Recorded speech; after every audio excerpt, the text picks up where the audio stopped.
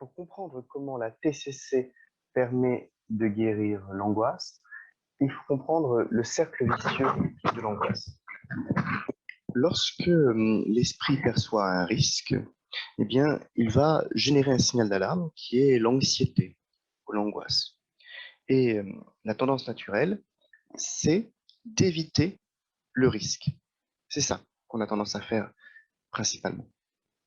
Tandis que on évite le risque, ça permet du coup d'obtenir une diminution de l'anxiété, mais uniquement à court terme, puisque le, la situation anxiogène est évitée, eh bien, on diminue l'anxiété.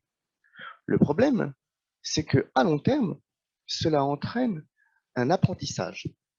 Cet apprentissage, c'est que le cerveau se dit que le seul moyen de faire face à la tension, c'est l'évitement. Il va avoir donc tendance à considérer que pour éviter d'être anxieux, il faut éviter les situations anxiogènes.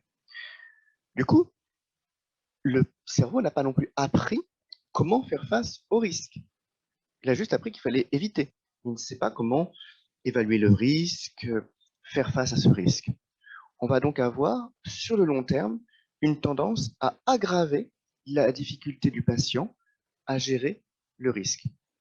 Et ceci entraîne un cercle vicieux, puisque de plus en plus souvent, la personne aura tendance à percevoir des risques et ne saura toujours pas le gérer.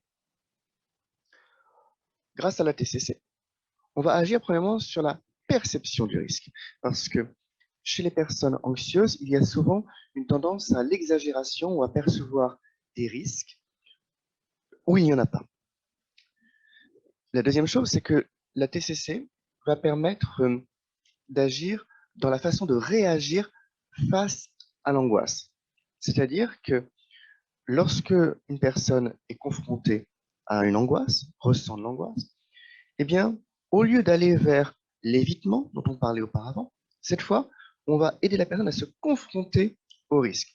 On va l'aider à se confronter au risque, d'une part, en cherchant à restructurer les pensées automatiques qui conduisent à être anxieux, donc l'interprétation du risque, et d'autre part, on va dire à la personne, bah, même si vous êtes anxieuse, effectivement, cela va créer une anxiété à court terme, mais ça va surtout vous permettre d'apprendre que vous exposer au risque est possible.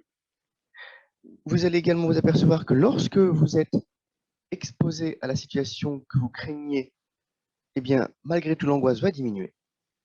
Et donc, c'est une façon de permettre à la personne de se rendre compte que une autre façon de gérer l'angoisse, c'est de se confronter à la situation et d'apprendre à y faire face.